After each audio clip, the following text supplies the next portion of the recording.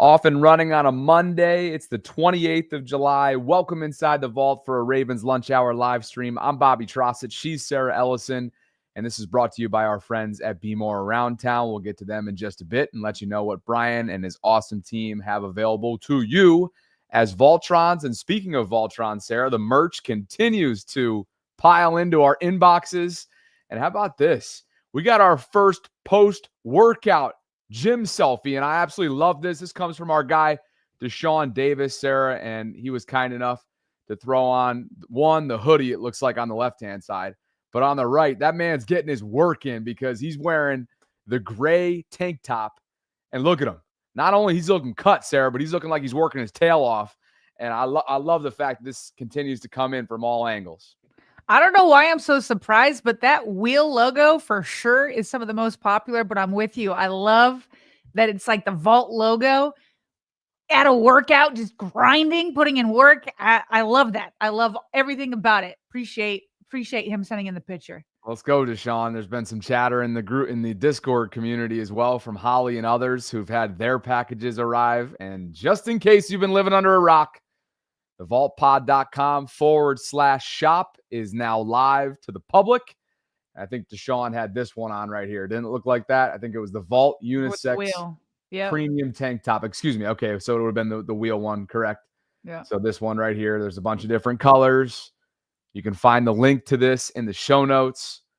And there's been a lot of top sellers, including that snapback hat. We've got beanies that are pretty popular as well come fall and winter time. People just getting out in front of that. The bucket hats and koozies. My mom has a coffee mug because my neighbor surprised her with a gift, which was funny. So it's been a lot of fun. And we want to say thanks to Carly for the continued support on her end from all the designing and logistical efforts that she's put in. And then I think we're going to be excited to kind of roll out as seasons change and, new themes come upon us and whatnot. We'll continue to sort of revamp this apparel line when we see fit. So with that, there's a ton of football content to get to, obviously. First and foremost, thanks for covering on Friday. We did a little swap for Thursday and Friday. You got a lake day and I got a birthday in New York, which we'll get to during our One More Thing segment at the end of the show. But man, oh man, I mean, where do we begin here? There's just a slew of different training camp nuggets to begin with, and that's what we will start off with, including 2 slept-on Ravens that are making some noise, Sarah. After that, we'll get into some press conferences that were held over the weekend, notable nuggets from Todd Monken on Keaton Mitchell, Kyle Hamilton singing praises for multiple members of his defense, and then Mina Kimes called out Nick Wright, not just in general, but to his face. They're friends, but she had a good little fun calling him out related to his Ravens hating on her show, on her YouTube channel. We'll get to that, quick hits, and a number of other things. So, yeah, needless to say, we better get going. There are a number of other things. Like, I'm just thinking about how Zach Orr started talking about a lack of turnovers in the playoffs. I'm thinking about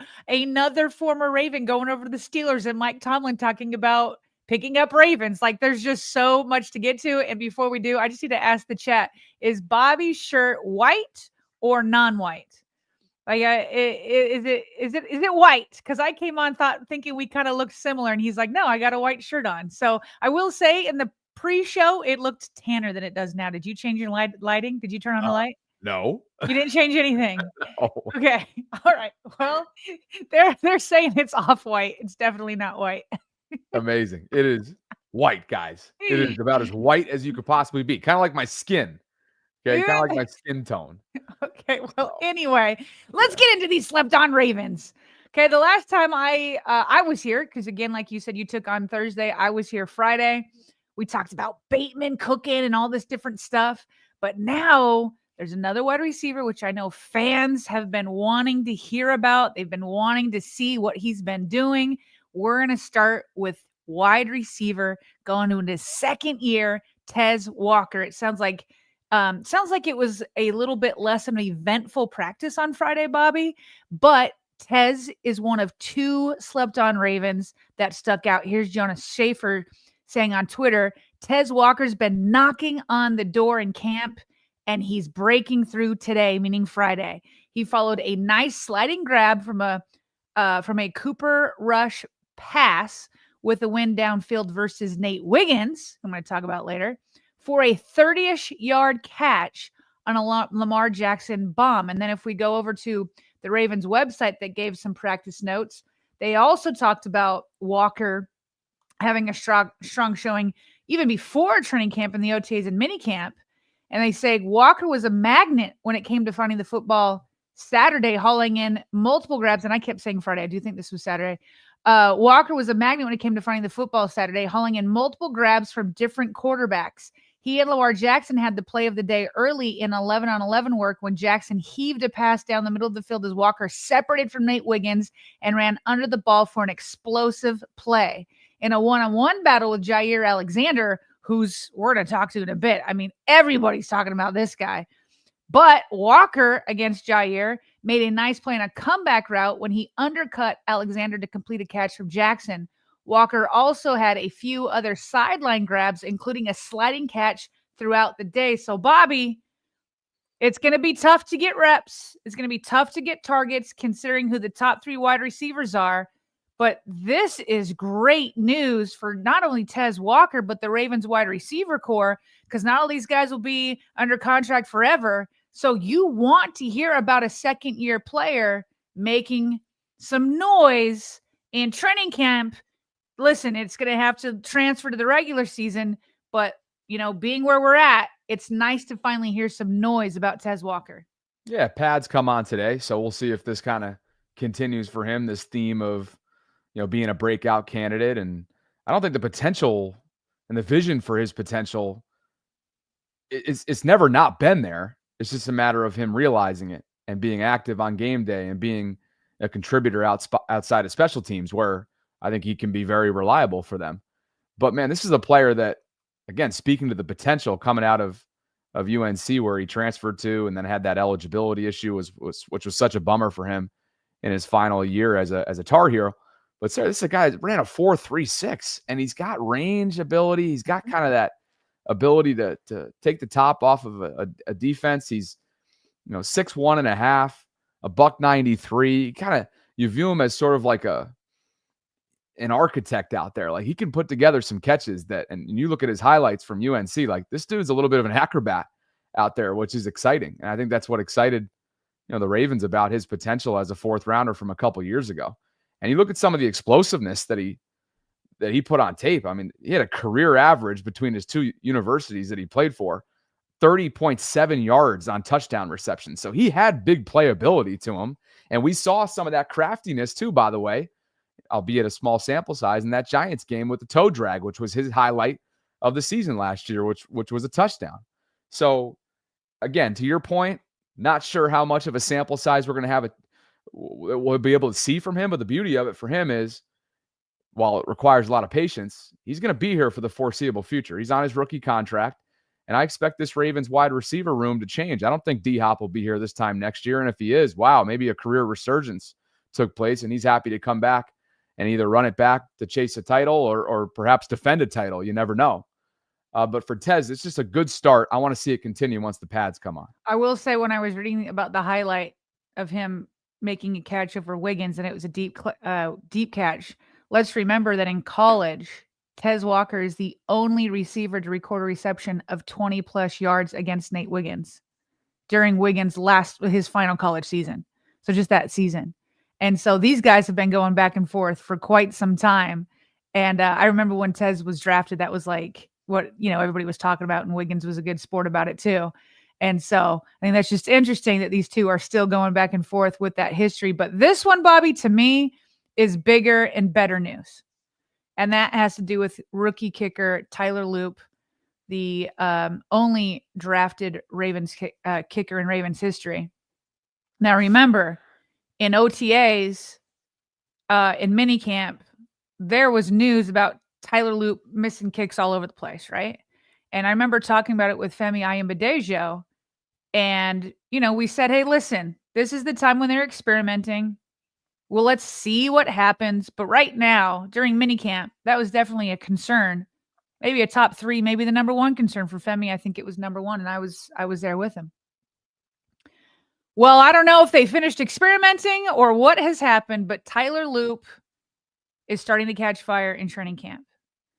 In all of training camp, according to Jonas Schaefer, he has not missed a kick. He went 10 for 10 on Friday, and then he went 7 for 7 on Saturday. Saturday, he had a long of 42 yards.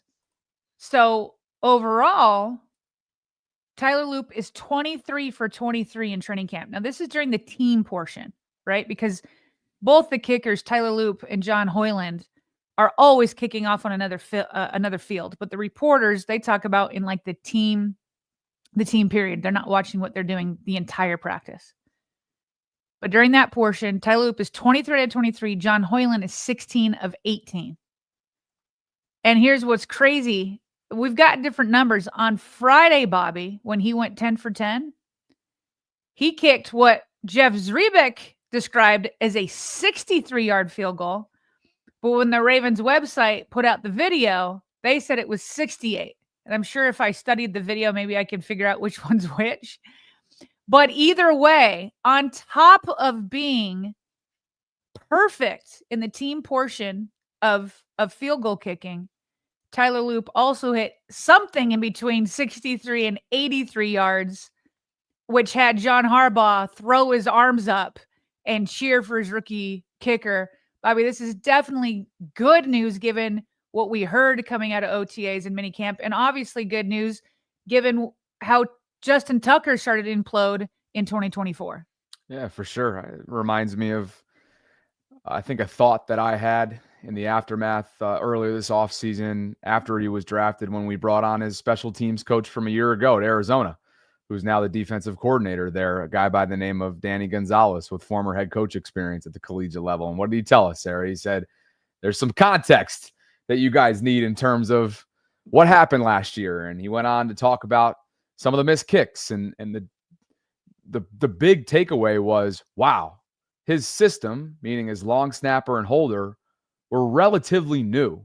And so them as a trio, there was a lot of growing pains there. And Tyler really required a lot of patience. And he tried to bring these guys along, being that he was sort of the OG, having been at Arizona this time last year for already several years. He had been the established kicker. And so that kind of gives you some context, and also reminded me that, you know, even though he was not the most accurate kicker, statistically speaking, in this year's class, going back to the draft, you know, maybe that's not like, why are we writing his obit, I guess, is what I thought about coming off the draft with some of those misses. And now I felt the same way after OTAs and mandatory minicamp. Why are we writing this? Why are we digging this guy's grave before he's had a training camp under his belt and before he's even logged a regular season snap? And so I'll continue to kind of exercise that thought and that patience, even now that things are going in the right direction for him through the early part of camp, because again, pads have yet come on. The bullets have not yet started flying. And so I'm just trying to remain even keel with this, but obviously we have to cover it. And it's a good trajectory that he's on. It's a lot better than the dialogue that we were having a month ago. Right. And I think even keel is the right way to go about it. But, you know, because there was so much news about how poorly he kicked in the spring, you obviously need to update people and say, okay, well, this is how well he's cooking now. And so we're not there. We don't know what's going on behind the scenes. We don't know what they're exactly practicing on. You know what I mean? And so, like, we don't know all that context. But what we do know now is that the way, as bad as things looked in the spring, it's certainly looking up for whatever reason that we don't know behind the scenes. Meanwhile, speaking of Nate Wiggins, who we referenced when Tez Walker got a 30-yard pass over him, it's not like he's out there getting beat left and right, though. Okay. Let me actually get these notes before I get to the quote from Kyle Hamilton. Jeff Zrebiec had reported that Wiggins was a practice standout today. I think he was saying on Friday. He said on back-to-back plays, Wiggins blew up a wide receiver screen and then a sweep play. He then had two pass breakups in a matchup with Bateman later in practice and punctuated one of them with Jaire Alexander's seatbelt celebration. And I'll show you an image of that. And let me see if I got it here. There we go, right there. So they both go up after he gets that pass breakup to Bateman, and they do his patented seatbelt celebration. We'll get to Jaire Alexander in just a minute and the vibes that he's putting into this entire secondary and defense, but you can see it right there. I love that he's right there with Wiggins, and he's like, hey, let's go do this. Let's go have fun and celebrate together. So Kyle Alexander, or excuse me, just combine two names. Kyle Hamilton was asked about Nate Wiggins. Here's what he had to say of Wiggins going into his second year. Same thing I thought Nate since he got here. I think he's going to be one of the best in the league, and I'm kind of throwing that out a lot today. But I truly believe that. With Malachi and Nate, Nate he's one of those guys that's not afraid to line up against whoever, his nameless, faceless opponent, and just line it up and let's run it. Man, zone, whatever it may be. And today especially, he's competing at a high level. He's done that for the past 3 days, and super excited to see what he does in year 2. And I think he's probably going to have one of the bigger jumps from last year to this year than anybody on the team. I think we've both been expecting that, right? Huge jump from year 1 to year 2, Bobby. He beefed up physically this offseason, as we have seen, and as he's even talked about himself. They continued to add to the guy's plate last year. There were a couple rookie moments just based on, I don't know. It's certainly not a maturity thing. It's more of like a learning process with how much they were willing to give him last year. And so the rookie moments were so insignificant in a sense when you look at his whole body of work, throughout the course of the regular season. The dude belongs. And the fact that the Ravens now have a chance to march him out opposite Jaire Alexander, who clearly, as you mentioned, we're going to get to in a second, clearly in less than a week of actually being in the building for veterans and full status training camp, clearly has made his impact felt. But those two guys on the outside projected with Marlon on the inside, there's just a lot to like on paper, and that is this time of year. Yes, it's on paper. We'll see. Hopefully, knock on wood, with the pads coming out and summer officially kind of commencing here, that everybody stays healthy throughout the course of the next month or so. But I don't think Kyle's so businesslike, Sarah, and he's so serious that he's not going to get up there and blow smoke when he's given that kind of compliment to Nate. And we haven't even gotten to what he had to say about Malachi yet. And that was really telling, because if you think about Kyle Hamilton, what do you think of him? You think somebody that is well beyond his years and has been since the moment he heard his name called back in 2022. So to hear him, really heap praise this time of year pre-pads, it just catches your eye. And that's what he has right here on Malachi Starks. He's like doling out the compliments. He's like, quote, "I honestly think he's miles ahead of where I was during my rookie camp. Once it all clicks for him, he's going to be one of the best in the league. I'm confident saying that." And he caught himself, by the way, when he was giving a compliment to Wiggins and saying he's going to be one of the best in the league. And he says the same thing about Kyle. And he's like, okay, I'm saying that a lot today. He's like, but I honestly believe it. And so I hope he's right. I think Kyle Hamilton knows a thing or two. Maybe he's gassing up his teammates a little bit, but I feel like there's plenty of evidence beyond him just saying it. These guys are well along their way. And by the way, Bobby, there is controversy in the live chat on whether or not the Jaire Alexander is a buckle up seatbelt celebration or if it's sheathing a sword celebration as Alexander. That's what Dre Dog has here. I'm looking it up on Google, and it just seems like everybody's arguing about it there. I don't know. I'll see if Jaire has made it clear. But yeah, there's a lot of debate about that. Yeah, including Dre's here, which you referenced. He says it's not a seatbelt celebration. It's him sheathing his sword. That's from the people that cover Green Bay. So, hey, if you could hit us up in the Discord, Dre Dog, with that link or where you saw that, I'm sure it's out there. We just have yet to see it. So pass that along if you could, and we'll get to super chats in just a bit, because Jaire Alexander, and by the way, we know Douglas H. Brown Sr. has been getting after it in there. And just to answer Liza's question in terms of where she's looking, she can't find the site link to the vaultpod.com. So I dropped it in there for you, Liza. It's thevaultpod.com/shop. But you were leading us into this next piece because Jaire Alexander, Sarah, fresh off his new opportunity that the Ravens gave him in free agency and his time with Green Bay is now in the rear view, and sure seems like this fresh start is doing him good here in the early on. By the way, I found a video. Do you want me to play it? I think this might explain it. Let me turn up my volume real quick. Is it friendly? Copyright friendly? You're just gonna, yeah, I think it should be. Seatbelt, no, it's a sword. Okay, yeah. He said to the media in Green Bay, seatbelt, no, it's a sword. Okay. Did you hear that? I did. Okay, yeah. So there we go. That's from Jaire Alexander right there. I'm sorry, you had set me up for something different. What do you want me to talk about what he did on Saturday? Speaking of setup, I'm going to put Angel on a timeout. How about that? Instead of blocking. I think Angel deserves to be set up in a little timeout. Which Angel? Angel, Panda, Lane, Day, Boo. Yeah, that one I was going to recommend we do that. Listen, I will give this Angel, maybe we give him 3 timeouts. But if there's more than 3, we're going to block. Angel may not have heard it. But yeah, they were complaining.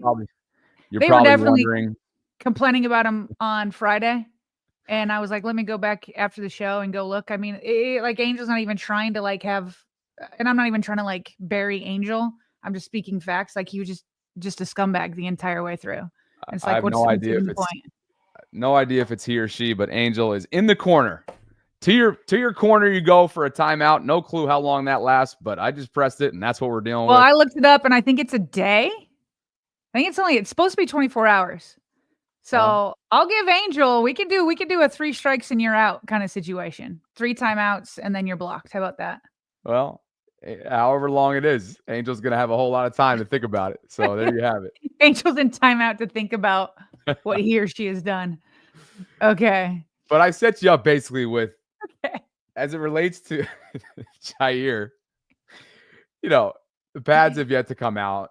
His time in Green Bay didn't exactly end well when it comes to.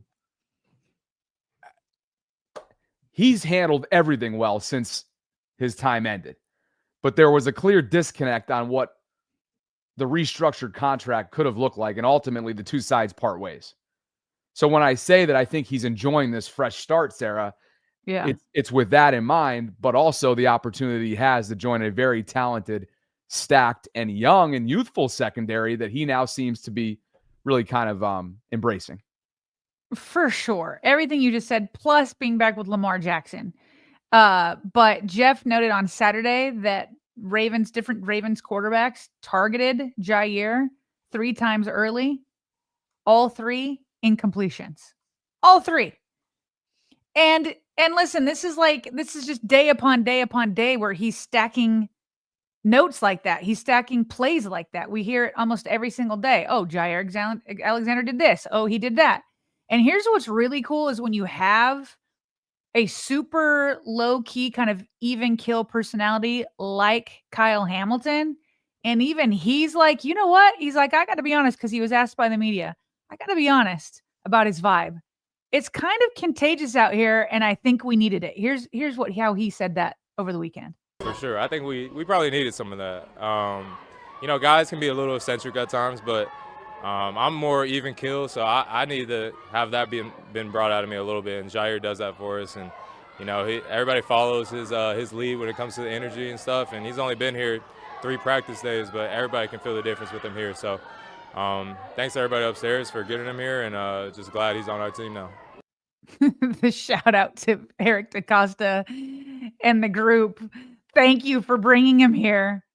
I mean, guys can be a little eccentric, he said, but I'm a little more even kill, so I need that brought out of me a little bit, and Jaire does that for us. We saw it right with the Nate Wiggins.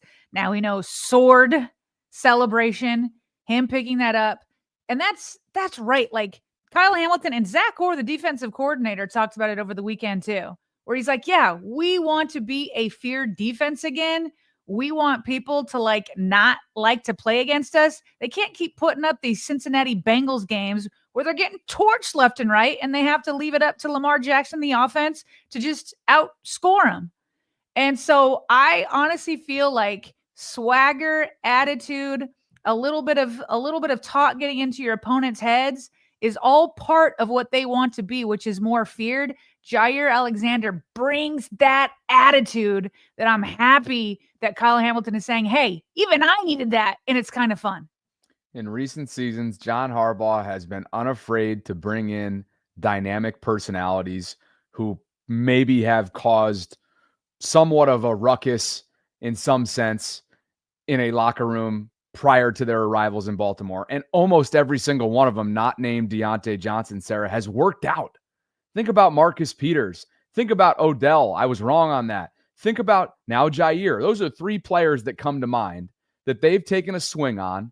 And while Marcus's career didn't end probably the way that he wanted it to in Baltimore, he was still an impactful player for them. And as was Odell, even though given the payment and the structure that came with that contract, it'll always be polarizing because of what, I mean, look, let's be honest. He underdelivered based on what he was paid, but there was other factors involved in that. And he was a great locker room teammate to what was an otherwise young and inexperienced room led by a rookie in Zay. And nobody says a bad word about the guy from his 1 year there. So I commend John for taking these swings. There's risk that's involved with that. And I'm not saying there's any risk with Jaire. I mean, there's matter of fact, I was going to say, not with Jaire. I think those are different things. He just brings an energy, not like a. Well, he has been a headache in the past, though, at times for Green Bay. His personality, if you look at some of his viral moments over the years from an emotional standpoint, in-game type stuff, is where he'll have to be corralled a little bit if any of that comes over with him. But given what they signed him, given what he's able to give them, should he stay healthy, I mean, even if there is some risk attached to that, it's like, hey, bring it on, you know? Yeah, well, listen, here talking about attitude, and I need to go look up his history with Green Bay. So what you're speaking about is unfamiliar to me. But Jonas Schaefer, this was at the beginning of practice over the weekend, said the highlight of a slower practice so far: Jaire Alexander bouncing and bopping his head with Broderick Washington as the weekend and Playboy Cardi's timeless place. Just like. Just that's like, you know, noteworthy for some of them. just continually talking about his energy. And hey, can I let you know yes. A little bit more on what I was referring to? There was one moment that comes to mind immediately, and I got the article up right in front of me just as a refresher. So he was suspended 1 game in 23. He inserted himself into a pregame coin toss against the Carolina Panthers, even though he was not a designated captain. So just some antics, right? Some emotions, he's a fiery player. And so but I like that. And I think that if it's channeled into the right energy in Baltimore with the right culture that is set up for people like him to flourish, I think it could work out really well. But there have been antics in the past that. Okay, but that antic right there doesn't give me much concern, Bobby. I'll be honest. I'm just saying, though, he was suspended, and most of that was just due to not being a designated captain. It's all probably in the rule book. Right. But it's the emotion that ended up coming out of him in that moment. Yeah. That one I doesn't even like, it's not even a blip on my radar barely. So for me. But speaking of the defense and a swagger and an attitude, Zach Orr took accountability for the defense's lack of takeaways, especially in the postseason. Now, obviously, the lack of takeaways, Bobby, we've put up the stats before. It spans well before Zach Orr took over as defensive coordinator. It's something like 2, maybe 3 takeaways over many, many years by the defense in the playoffs. And so this definitely spans beyond that. But Zach Orr felt like last year, he's like, look, his defensive players, this is what we're going to look at. And he felt like it hurt the Ravens in the playoffs. He said, quote, we didn't take the ball away enough. We had 0 takeaways in the playoffs. Us as defensive coaches and players, we look at it as the reason we didn't get to where we wanted to, close quote. And then he went on, Bobby, talking about the importance of getting the ball back in Lamar Jackson's hands and how that will just benefit obviously the offense, like we just want to get it back to them. We just want to get it back because when it's in their hands, good things happen. And then Marlon Humphrey's not taking the foot off the gas on this topic, because yesterday at 7:01 a.m. he puts up a picture from inside the Ravens facility. Looks like they're looking at a slideshow in a meeting, and they showed the 2000 Ravens. Now listen, I don't know that the 2025 Ravens are suddenly going to morph into the greatest defense of all time. But my goodness, that defense had 46 takeaways that season. Number one, obviously, in the league. There's not a week. He's got the chart up of every single week in the regular season. 1, 2, 3, 4, 5, 6, 7, 8, 9, 10, 11, 12, 13, 14, 15, 16, 17. Yeah, he's got them all. Plus 4 postseason games. There isn't a single week where they didn't get a takeaway. Not a single week. Like, the low end is a couple of games where they had 1. That's a bad game for the Ravens defense in 2000 when they only get 1 takeaway. Oh, so what's a good game, you ask?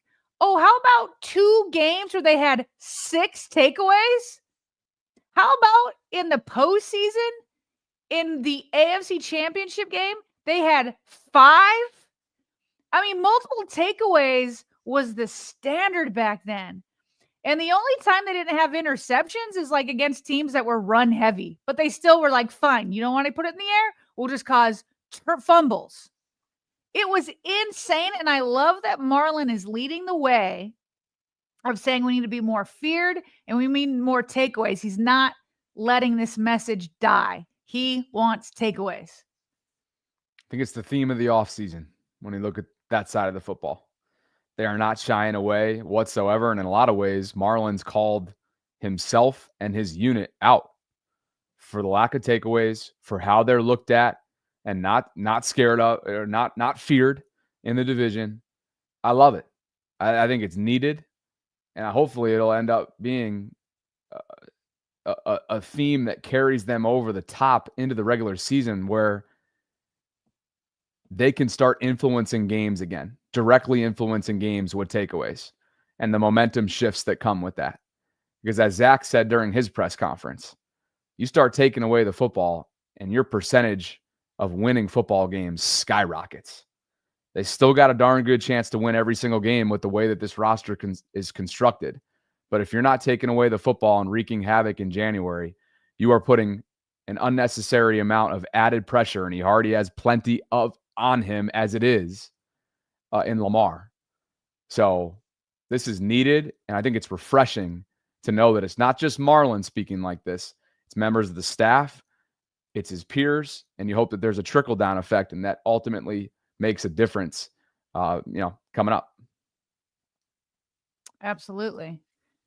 Meanwhile, let's flip over to the other side of the ball, because Todd Monken spoke along with Zach Orr on Saturday. And listen, Todd was keeping it 100 about Keaton Mitchell and his opportunities that may come or may not come his way this season. First of all, he was very happy to see Keaton Mitchell back on the field. And obviously Keaton Mitchell returned last year, but I think from the inside when they saw him at practice, and I guess Keaton even said out loud to them, he didn't quite feel like he was 100 yet, right? Not quite there. And so maybe that had played into a part of him not getting a ton of touches. Well, he seems to be closer to 100. Keaton Mitchell was on our show during the draft. He's like, I'm all the way there. He's been loud about it on Twitter. But even with that, and as happy as Todd Monken is here, or as happy as Todd Monken is to have him back, here's his quote. He's got to fight to get touches. 2 years ago, we didn't have Derrick Henry. Let's just say it like it is. 2 years ago is when Keaton Mitchell had his breakout year. Then he goes on to say, Justice Hill, who is the number 2, is an established, outstanding football player. And now we've got Derrick. So that third running back position is fighting for reps, close quote. Bobby, you could put almost anybody in that number 3 running back position, and this would be true. it's going to be tough to get reps. Derrick Henry is who Derrick Henry is. Justice Hill is just an all-around good football player. Keaton Mitchell brings a lot of speed, probably more than Justice, although Justice Hill's speed is underrated. But Justice Hill knows how to protect Lamar Jackson on third downs. We remember that Kansas City game against Jones. Justice Hill was putting his life on the line to protect Lamar Jackson. Justice catches the ball out of the backfield. I think Keaton does too. But just overall, Justice and the way he can read those blitzes, he can read in those passing situations what to do with Lamar. I think it's tough to take Justice off the hill as good as Keaton is. And I want Keaton to succeed. I love this guy, friend of the show. But like when you have an embarrassment of riches at running back, and I don't care who's at running back 3, that would be tough to get touches. You have a player that is one of the longest tenured on your entire team, that's earned multiple extensions, and gives you a laundry list worth of contributions, Sarah, and Justice Hill. That is who is in front of Keaton. And unfortunately, while Keaton is a fan favorite, as he should be, he's a great guy. He's got the lineage, right? His father was on the 2000 team, Anthony Mitchell, which was super cool. And obviously his skill set is through the roof. And he really is the lightning to Derek's thunder. But the overall more valuable player right now for what they need is Justice. And speaking of that laundry list, you mentioned a couple, and the blitz pickup, it has been a major strength of his and an improved area of his game. He's always given you those timely kind of runs where he's showing off his quick cuts and his lateral quickness and everything that he brings to the table as a runner and a situational runner at that. Think about what he gave him in the screen game last year. He's got great vision, great rapport, and understanding for the offense, willing blocker. If this isn't the ultimate testament to the value that Justice Hill and how revered he is, Sarah, but not only by his peers, but by his coaching staff, I don't know what is. And unfortunately for, the Keaton fans that are out there, which we both are, it's going to take either hopefully not, but knock on wood, an injury or some sort of change to this scheme to get him more involved. And luckily for him, he's also not going anywhere. Kind of like Devontae. These guys will be here for the foreseeable future on rookie contracts. So I guess that's the plus in it. But ultimately, this is a numbers game. And unfortunately, Keaton's fallen victim to that game so far, Sarah, based on what Todd's saying. Meanwhile, there's been a lot of reports coming out of practice talking about offensive pre-snap penalties again, Bobby. Remember, that plagued the Ravens, especially in the beginning of the year. It started with Kansas City. Part of that, we kind of felt like the refs were trying to emphasize a new rule. And it was just completely targeting the Ravens for sure. Even other players and people, everybody could see it. So they did, back off a little bit, but the Ravens still had a problem with pre-snap penalties. They seem to get it a little bit more under control, but they've been popping up again in training camp. And not just a couple, but a lot. And so they asked Todd Monken about that. And he said that they've been committing a lot of false starts or other pre-snap penalties because they are stressing various cadences. Now, he did say it's not like a brand new thing to them. They've been using cadences for a while, but he did feel like they got rusty, and they are very much emphasizing it again. So he said, quote, "It's real easy to get frustrated, which I do. I'm the king of overreacting," he said. But if you do that, then you'll just snap the ball on one every time. And that doesn't help you either. So where is that sweet spot? Now is the time to practice that. He said, quote, "We're going to fight like heck to be good at it. Why can't we be elite at cadence? If other teams can be, we can be and should be," close quote. So a lot of PTSD coming up among Ravens fans on this. I'm willing to give a lot of grace during training camp. We just talked earlier about Tyler Loop and how he is like a different kicker in training camp earlier. So this might be something that they're emphasizing. They're putting a bunch of, high-level stuff. I agree that you want to be good at cadence. And on top of it, Bobby, they're trying to get to the line of scrimmage very quickly so that Lamar can get there, make his reads, make his adjustments, make his calls as he needs to do. So I'm willing to give grace right now, but I get why some people are having PTSD given how things started last year and contributed to that. Sarah, did you just malfunction there for a second? I don't know what's going on over there, but let's just shift gears to the second piece to the Todd Monken press conference. And that goes back to our recent conversation with Warren Sharp related to man blitzes. And I'll get to that in just a second. Why don't we first talk to you about what's going on at BeMoreAroundTown.com. And that is the sponsor of this episode. And of course, Brian has been just a tremendous sponsor and supporter of this show. So let's go ahead and bring up BeMoreAroundTown.com, let you know what he's got going on for you, because we are not far out from the start of this season whatsoever. And if you are interested in booking a full Ravens away trip experience with Be More Around Town, just know that if you are a Voltron and you email Brian, you let him know that, you'll receive 2 complimentary VIP purple tailgate passes to a 2025 home tailgate of your choice. All you got to do, once you actually book your trip, is email Brian at BeMoreAroundTown.com, and that'll allow you to redeem the complimentary VIP home purple tailgate passes. And if you look on the scene so far, not so far, but just straight up what he's got available to you, first of all, September 6th is right around the corner. And we're coming up on a month out from week 1, Sunday Night Football in Buffalo, Ravens-Bills, rematch of the divisional round. And Chris McAllister, friend of the show, he came on last week because he is going to be the legend of the tailgate, if you will. He's hosting the tailgate.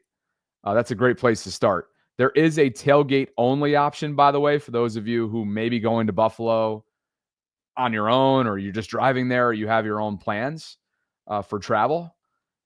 Kansas City, there's over 30 spots that still remain. Miami's going to be hosted by Jamal Lewis. What's the date on that? You already know the Detroit-Baltimore game, Monday Night Football, is going to be a big one in terms of the home tailgate. I believe I'll be in town for that, which I'm looking forward to. Miami is October 29th. So Jamal Lewis, former Raven great, will be hosting that tailgate on the 29th. You've got Minnesota. I mean, there's a bunch of different trips. Green Bay is selling extremely fast just because of how storied and revered Lambeau is. That's coming up, December 26th? So lots of great things going on at BeMoreAroundTown.com. Again, let them know we sent you.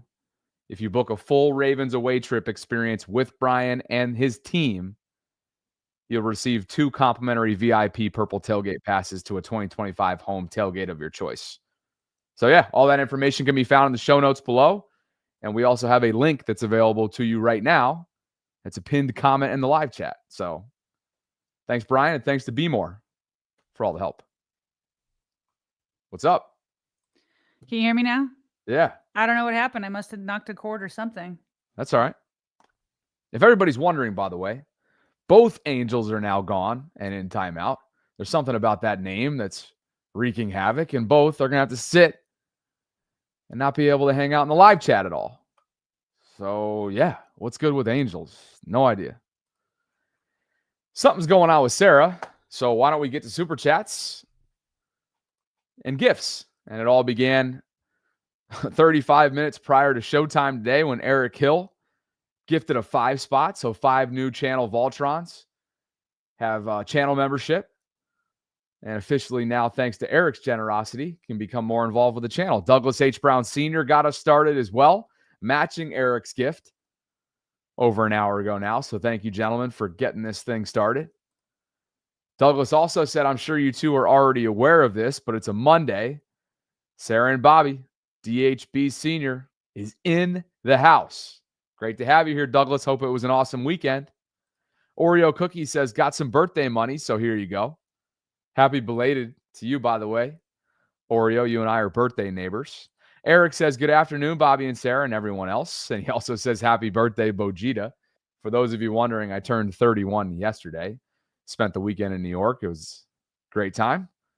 Carly, by the way, gave an update on how the merch is performing. And to no one's surprise, Douglas H. Brown Sr. is the #1 merch customer so far. So the public, it's been made available to the public, not even a week yet.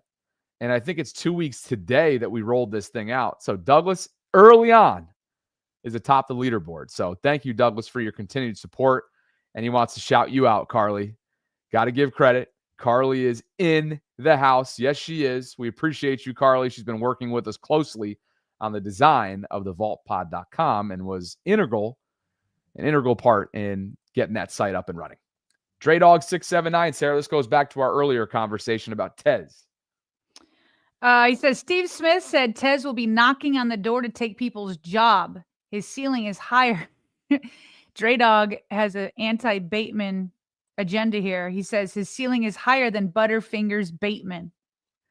But he's telling the truth on Steve's words. I remember that commentary after the draft 2 years ago, April 2024, when they drafted Tez in the 4th round. Steve was very high on him. So we'll see if that ends up aging well. Kobe Pruitt says Tez Walker learning how to run routes from D-Hop for a year to shore up his weakness to go with his natural talents. A great scenario. This is kind of what I was getting at earlier in terms of like maybe the patience that's going to be required, Sarah. And you even alluded to it as well, just given the packed room that now exists in Baltimore for once at the wide receiver room. Tez may be, sort of a late blossoming guy just solely based on who's in front of him. And Kobe's getting at that, maybe coming up, looking ahead to year 3 for Devontae. Park Heights Profits back in the building for a $20 super chat. It is a Monday. It's an orange banner. It's a fresh new week. And you already know he was showing up, Sarah. Says actual football, kinda, is being played this week. And one more day until you can book these flights for February. So get ready to start the season that I'm just working. And trying not to run through the wall. Immortality begins now. #20-0. PHP, appreciate you. Hope it was an awesome weekend. And thank you for the reminder on the booking window. Because honestly, Sarah, I might just book it too, because we like to go to Radio Row and get ourselves involved in that whole buildup and the excitement of the media frenzy that is the days leading up to the Super Bowl. Appreciate you, PHP. DreDog, we covered this earlier on during the Jaire chatter. Andrew G says Hamilton and or Starks, who stays / who gets paid. All right, you need to make a decision. Starks was just drafted. You're well out in front of the Malachi conversation. Clearly, right now, the #1 safety in the league is a priority. We'll see what Malachi becomes. And by the way, Kyle's already will have been paid by the time that Malachi's up, Sarah, for the end of his rookie contract. And they'll have, since he's a first rounder, they'll have the 5th-year option on him as well. Yeah. Lewis, for you. Says, on my way to Niagara Falls with the wife and my Vault tee. There we go. Ticket to Canada. Well, actually, I don't know which side Niagara Falls he'll be on, so maybe I shouldn't assume. I could have just stayed on my train yesterday back from New York to Albany. The final leg went to Niagara Falls. And Lewis, let me know if you need any recommendations, because I stayed there for a few days during the divisional round and then got the Buffalo Plague. Please don't come back with the Buffalo Plague, Lewis. Whatever you do, please do not. God King for you. Yeah, Green Bay was all butthurt at us saying seatbelt. Okay. Related to the Jaire celebration. Deshaun Davis, who gave us his selfies with his new merch stuff. He was the guy at the beginning, Sarah, in the gym attire. I normally don't watch Nick wrong, but Mina's my favorite as far as covering the NFL. Someone has to stop Nick. His takes are so outlandish. Also, thanks for the compliments. People were complimenting his physique, as they should have. You see him? The guy's built. He's in the gym, it looks like, almost every day. Good for him. Kobe Pruitt says with the $20 super chat, I'm glad to hear that Jaire is bringing a swagger to the defense. To be a memorable Ravens defense is not enough to just be good. You have to impose your will and aura where teams know they come in at a disadvantage. Here we go, Kobe. Appreciate you, Kobe. Show me row. $6.99 Canadian dollars. The amount of 80 and 90 plus yard touchdown drives LJ has to lead is ridiculous. All due to lack of turnovers from the defense. We watched that happen in a do or die moment in that divisional round game. Look who's here. Hey! Jake Asman, friend of the show, gifts a channel membership. And Sarah, as you know, if there was one voice out there who was advocating and pushing hard for channel membership, meaning for us to roll that out back in March, it was this guy right here, friend of the show, Jets content creator extraordinaire. He filled in for the great Michael K all of last week on ESPN Radio in New York. I'm proud of him. I spent part of my birthday weekend with him. He got us Yankee tickets. His brother, my brother, and me all went to Yankee Stadium on Saturday for my birthday weekend, and he just kind of rolled out the red carpet, man. He's a great dude. Look forward to being with him in Vegas coming up next month. And if you are at all interested in the Jets, or maybe you will be when the Ravens and Jets play coming up later this season, go check him out, because Sarah, as we both know, the guy's a workhorse. He absolutely is, and he's always helping you or hooking you up, with tickets at Yankees, giving good advice on YouTube, media credentials, all of it. Jake is a good guy to know. The only way I pay him back is when we were visiting places together for work-related items. I try to get him on double dates with me. That's the way I pay him back. That's only happened once. Okay, I was just... Andrew says, by the way, just to follow up on that, did you go to Ithaca? He did go to Ithaca College. Douglas H. Brown Sr. has gifted a channel membership because, again, you know what he does best. Match gifts that come in. That's what he did after Jake gifted us. Eric Hill, as he did at the top, has gifted us 5 channel memberships, 5 new Voltrons, and Douglas H. Brown Sr. has matched that gift because that's what he does. Deshaun Davis is wishing me a happy belated. Thank you, Deshaun. Appreciate you, brother. And Eric Hill, Sarah, for you. Eric Hill, the firefighter. By the way, Bobby, you weren't here. He gave us an update. You were here when he had to leave to go on a call, right? I was. With his buddies. Were you here when he came back and told us what he did? Here, let me just... Help me out. Attempted suicide by fire in a hotel.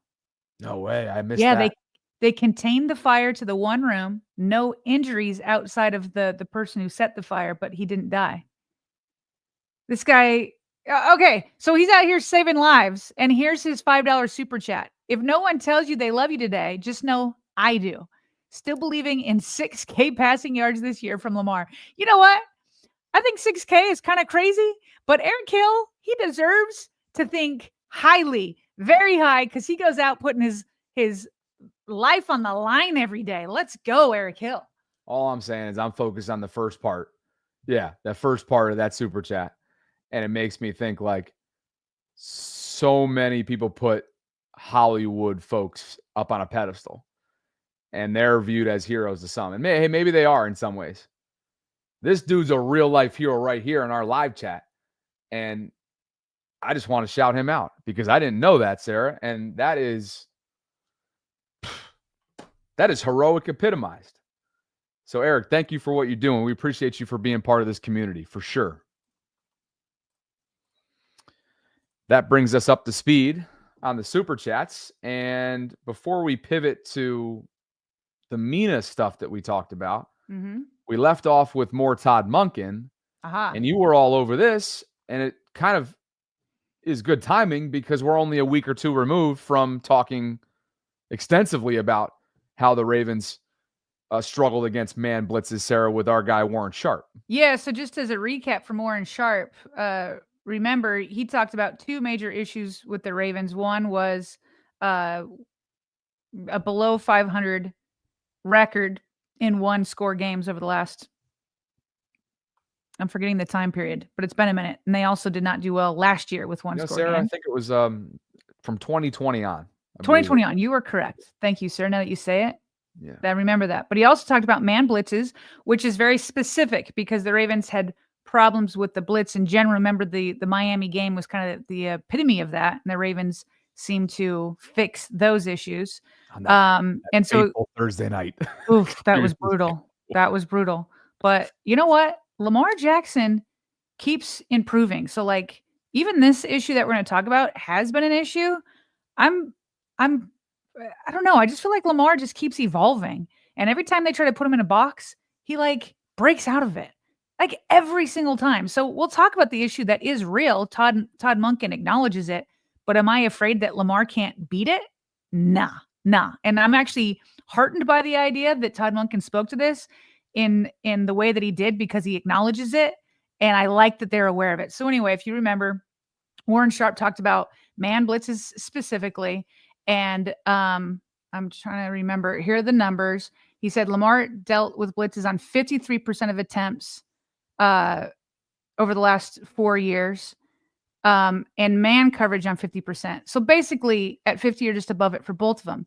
The average is a quarter. So he's double than the rates of other NFL quarterbacks. So when you put that together, he in the playoffs faced man blitz on 37% of his dropbacks. Bobby, that is 3 times the amount of other quarterbacks in the playoffs over the last 4 seasons. It's 3 times more. Why would they do that? Well, because it's a copycat league and they're seeing it's tough to stop Lamar. You can't totally stop him even with the man blitz, but they're going into man blitzes because they're finding the most success there, right?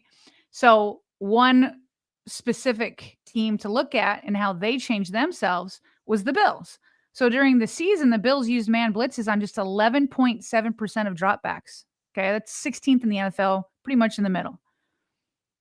They used it on just 11.5% of early downs. But in the playoff game against Lamar Jackson, the Ravens, they upped that about 12% stat to 47.6% of early down passes and 37% of all dropbacks.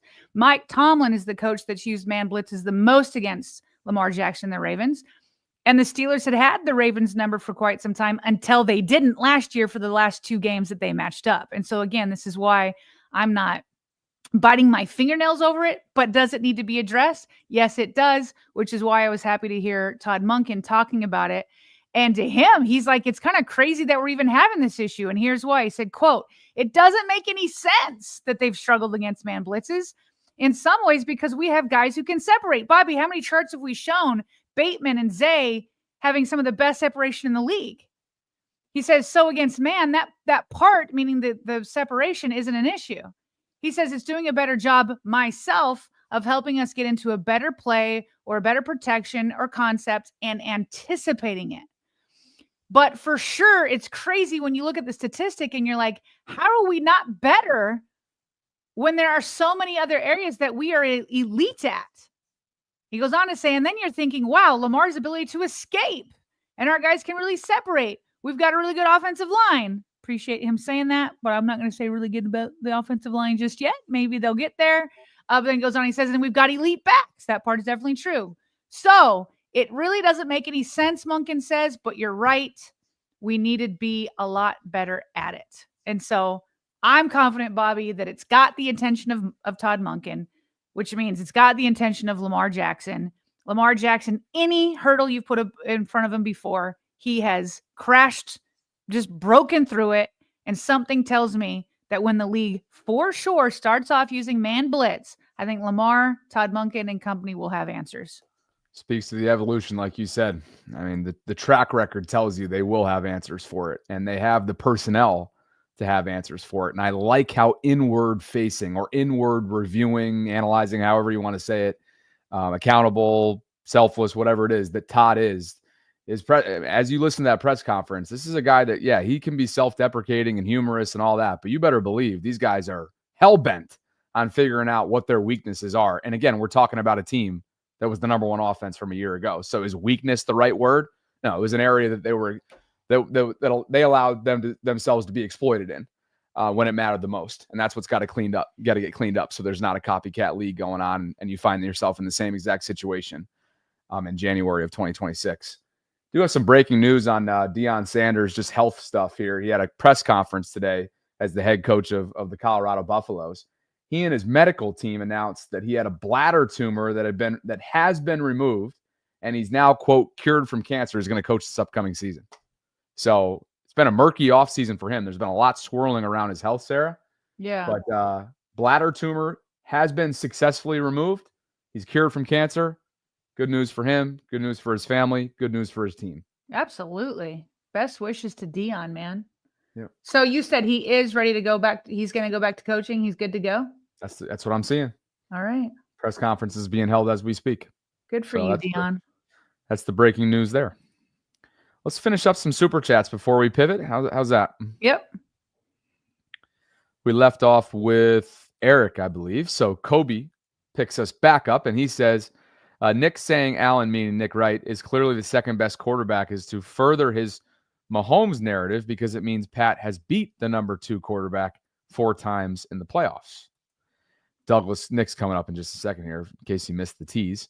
Douglas H. Brown Sr. showing Eric some love, Sarah, since we didn't call him out. He put his super chat in there, and then we decided to build him up. Douglas is doing exactly that as well as a firefighter. Hey, Eric, where are you based? Are you in the Baltimore area? Let us know. Curious about that. God King is back for more, Sarah. God King says the offensive line can't handle man blitz. It's going to have to. Tez says here live at training camp. Okay, Tez, it looks like he's out at the facility at the castle, and Tez says here live at training camp, full pads, baby. Enjoy yourself out there, Tez. And hey, you think he's got some Vault merch on out there? I would love for him to. First of all, he's got a bunch of Ravens gear on in his profile photo. Look at him. Yeah.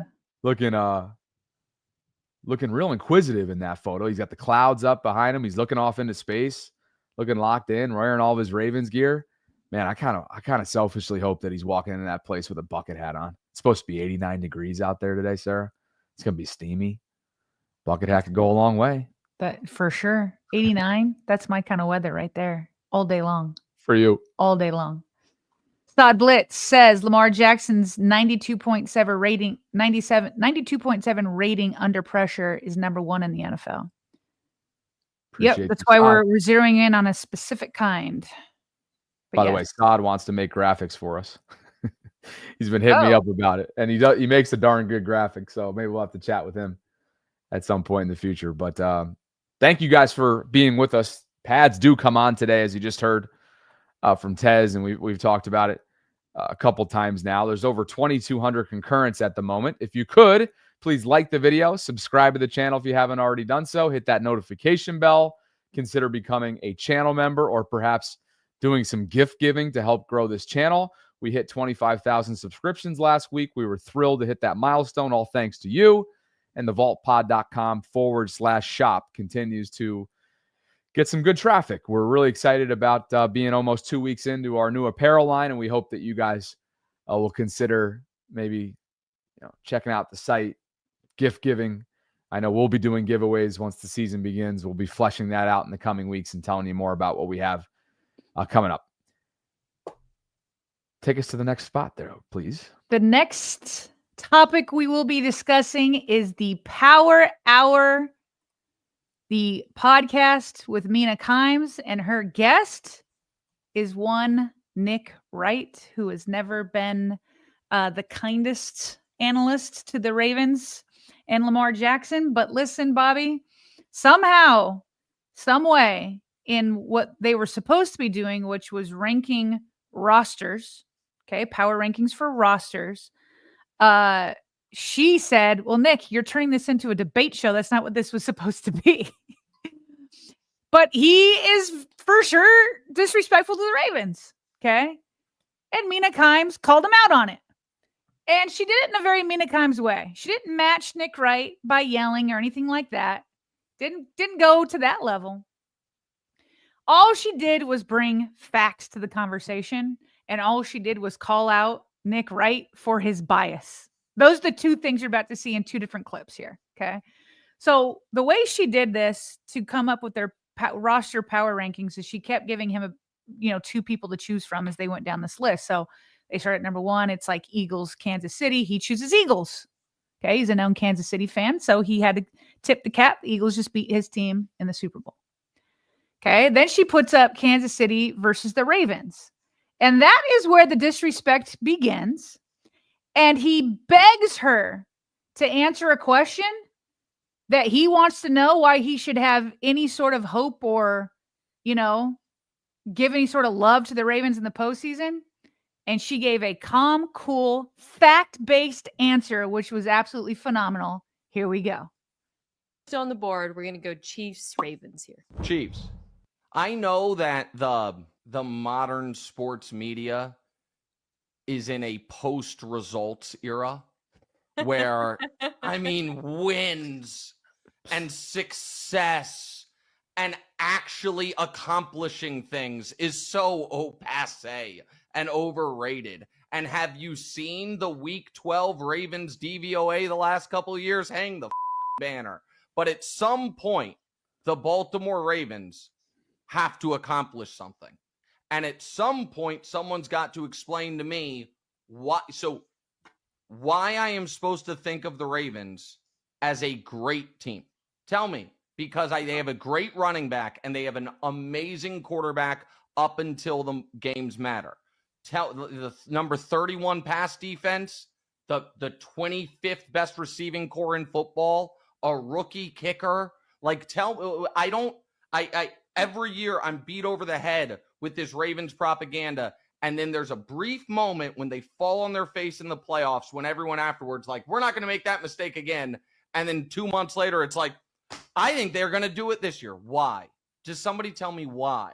The defense, I believe, is better than the Chiefs' defense. And they were 31 against the pass last year. In the second half of the season, after they changed up the safety pairing, they were first in EPA per play, first in success rate, first in points per game. He's sipping on wine. The crazy stat, by the way, which I think, to your point, Aaron Schatz mentioned this. We talked about the AFC East.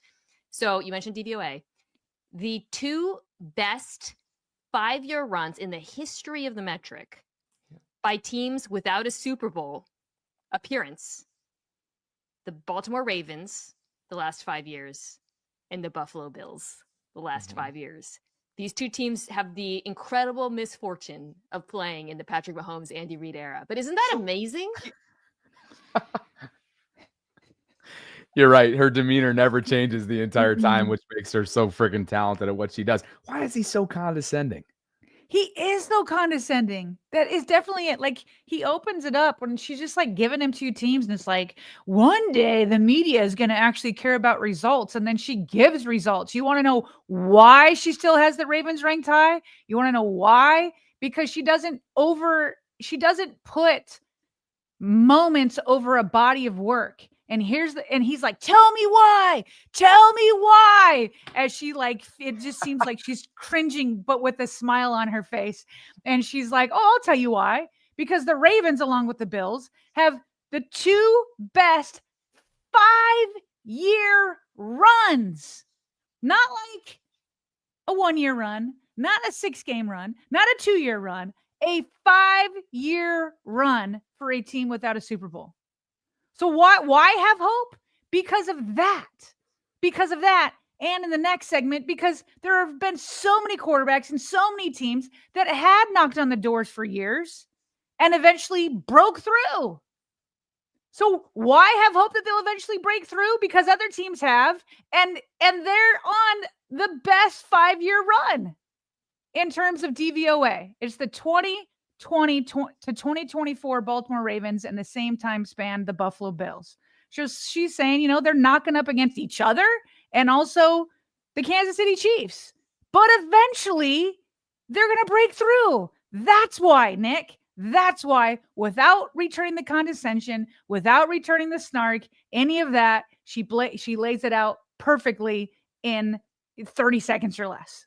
Well, he completely overlooks the in-season transformation where they literally night and day for a defense, and Mina was quick to correct him on that. Yes, it was the dead last ranked passing defense through, call it 10 or 11 weeks. But what were they metrics-wise, statistically speaking, eye test, you name it, the rest of the way? Elite of elite. And so you just completely overlook that. And then where I think the condescending part came in was you have an amazing quarterback, ... until it matters. Look, that seems like he's got some Mahomes syndrome there, because obviously all these quarterbacks are all chasing Patrick and the Chiefs and the dynasty and what they've done year in and year out with different personnel, high-flying offenses, high-flying defenses, and then vice versa, and you name it. They've been able to win in a variety of different ways.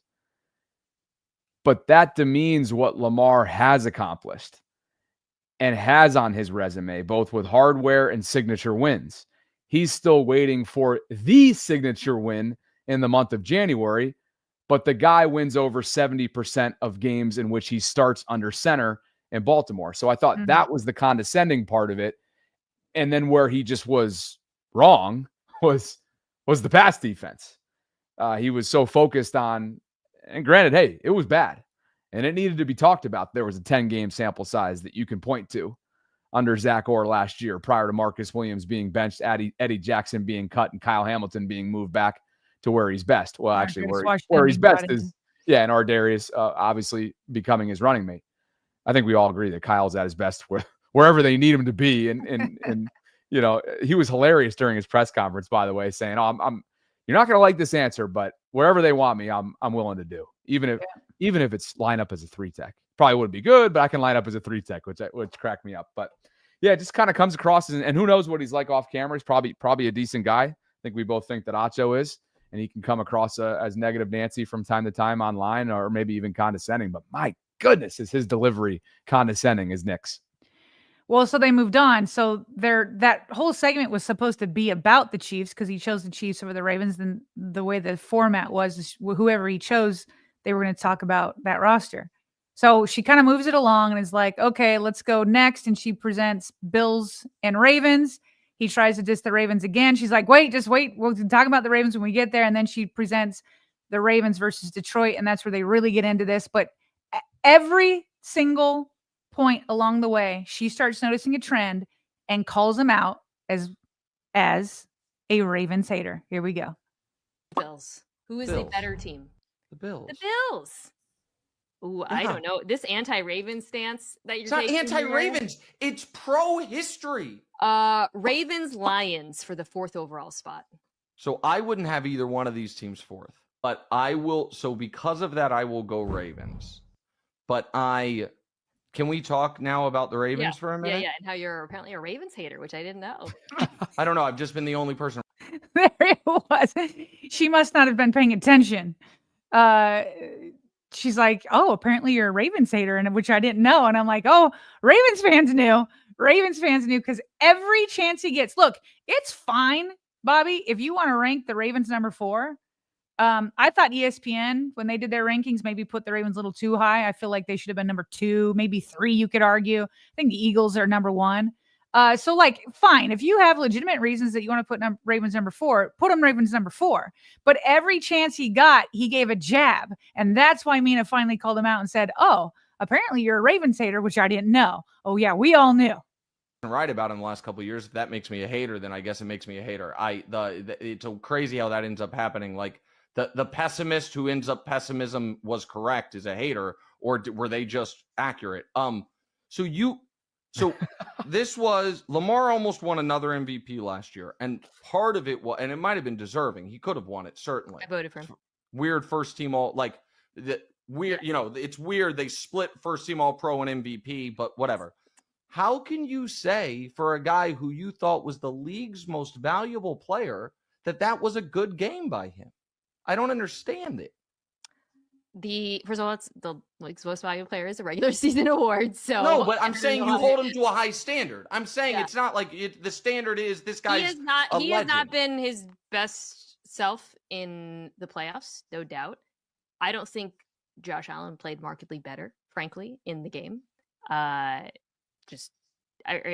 the postseason this year.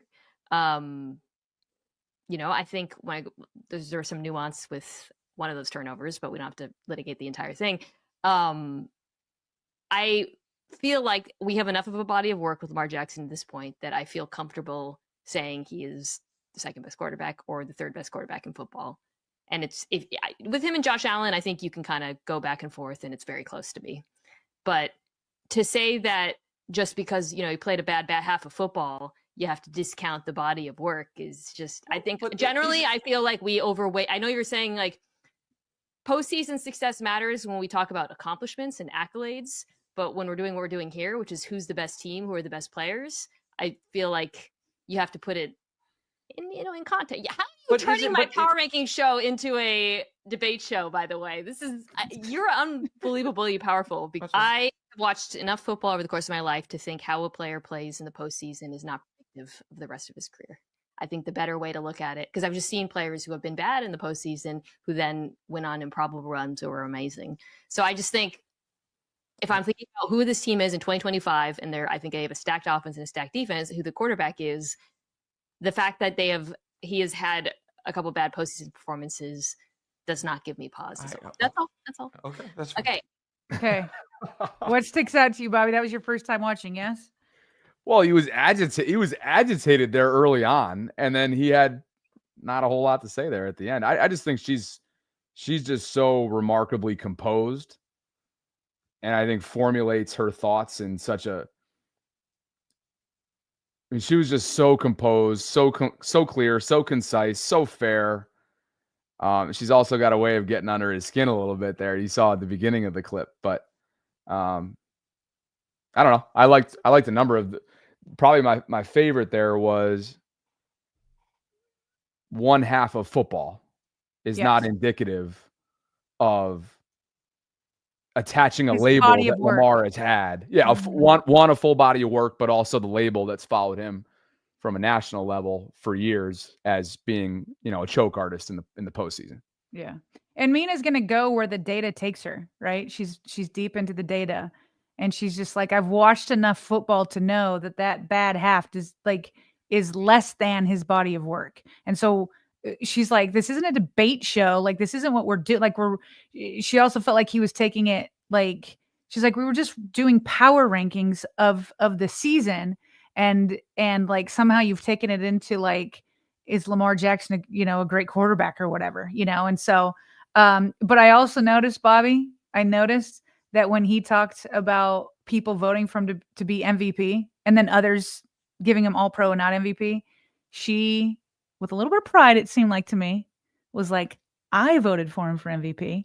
I want to make this very clear that I was on the right side here and I voted for him for MVP. And so I feel like, as somebody said in the chat that I missed earlier, she cooked him with kindness. And you want to know what would really boil Nick Wright's blood? What about a former wide receiver that played with Patrick Mahomes, who Nick Wright loves? What if a former receiver was asked to compare quarterbacks, lots of different quarterbacks, to Patrick Mahomes, and he keeps taking Mahomes until a certain quarterback in Baltimore was put up next to him? What about Tyreek Hill, who won a Super Bowl with Patrick Mahomes? He was on with, I'll get the name in just a minute of the person and the show he was talking to on the streets. But here is Tyreek Hill.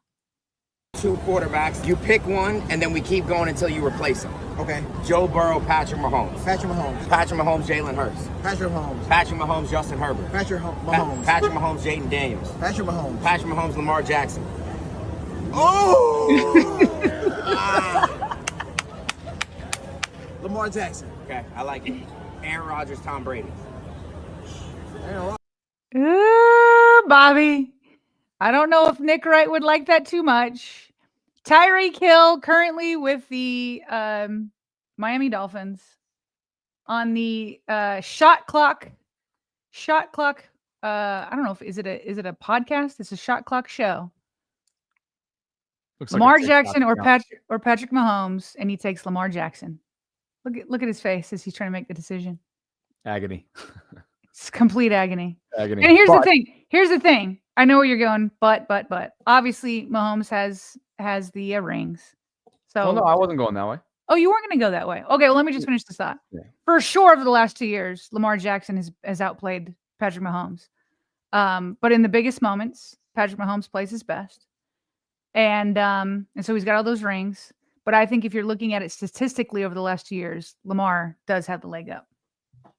Just where I was going was it's representative of what the player community has ranked Lamar, says about Lamar. He's revered, feared, respected, all that. So, as we've learned. There you go. Some more good news for Lamar Jackson. How about this? This isn't the first time, but Madden Football announced the 99 Club today. And wouldn't you know it, Lamar Jackson gets that 99 again. It's the highest you can get, right, Bobby? You can't get 100?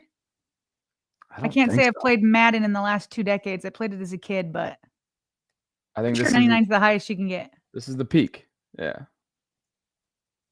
Yeah, Yep. It was pretty cool. Have you watched it? The Ravens Productions put out a video of them announcing the news to him, and the way they did it is they brought Zay Flowers and Rashad Bateman, told him inside their studio. And in the studio, they had him up there and with the big image of him with the 99 Club, and they brought to him a box, and he opened, and it was this necklace, diamonds galore with 99 on there. And so that was pretty cool that they had his receivers make the announcement to him, and they kind of celebrated together. There he is too, looking clean. There's the Ravens graphic.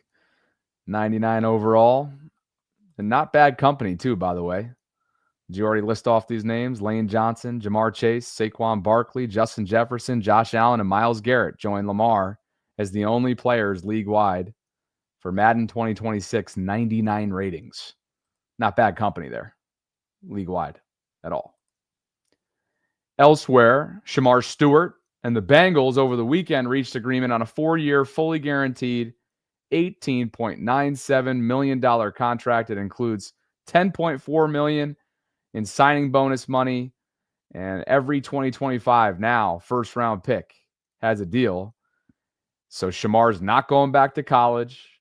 Rap sheet noted a few things here as well in order to kind of summarize how they got him on the field. Both sides compromised. The bullet points attached. Shamar agreed to Cincy's new language. Cincy moved $500,000 of Stewart's signing bonus up and paid up front rather than paying it in December. That seems like Shamar's camp buckled more than Cincy's did. Yeah, I mean, this is why this is why language when talking about contracts is so all over the place. Because Adam Schefter, obviously getting the news from his agent, is saying, okay, they agreed to a fully guaranteed $18.97 million. So when I saw that, I was like, oh, okay, so the Bengals caved. Because fully guaranteed, I've always been differentiating fully guaranteed is different from guaranteed. And I'm like, I don't know why you should call it guaranteed if it's not guaranteed, but they've been using the language fully guaranteed. Well, like if he has conduct detrimental to the team, or you remember Mike Brown saying like if somebody breaks the law and they're just not. So anyway, Shamar Stewart, according to Ian Rappaport, did use their language. So I don't know. Guaranteed isn't guaranteed. Fully guaranteed isn't fully guaranteed. Like you have to look into the fine print. That's what these contracts are all about. So, but they do have him back. And Bobby, I get the feeling from Bengals Twitter that they have been very unhappy with Shamar Stewart. It may start like we were here doing pre-draft analysis on him. We didn't want the Ravens to draft him because he just didn't have the numbers. And we've been there with Odafe Owe, although Odafe has gotten better every year. Not like blowing things up like you would like as a first rounder. So I think Bengals fans already had that. And then there's obviously this holdout, and it seemed like they were upset a bit. And now local media have been putting out clips of Shamar Stewart in practice, his first practice over the weekend. And listen, maybe he's just not going all out. He's trying to figure out, what's what. But there are different clips going around, including this one where Bengals fans are dunking on him for not looking very good. This is him one-on-one with Mims, who is their right tackle. If you can watch him right here, number 97. I mean, he's not getting anywhere close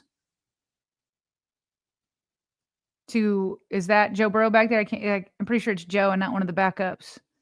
And he's just getting manhandled by Mims there. Now, again, maybe he's not putting in the effort. Some people are like, well, he's on contain. It's like, okay, we're passing here. Maybe he thought it was a play action pass, but there are many clips going around, not just this one, where it looks like he just remember your guy, Pro Football Talk. What's your guy's name over there? Chris Sims was saying he's an F up the play kind of guy. Bengals fans not feeling that right now. This clip is going very strong among their circles right now. F the play it up stat. There you go. Something like that. And that's just some more. Sorry, I was going to go back before you brought that in because I skipped it. Some more AFC North news. Over the weekend, we learned that the Steelers have signed yet another former Ravens, especially on the defensive side.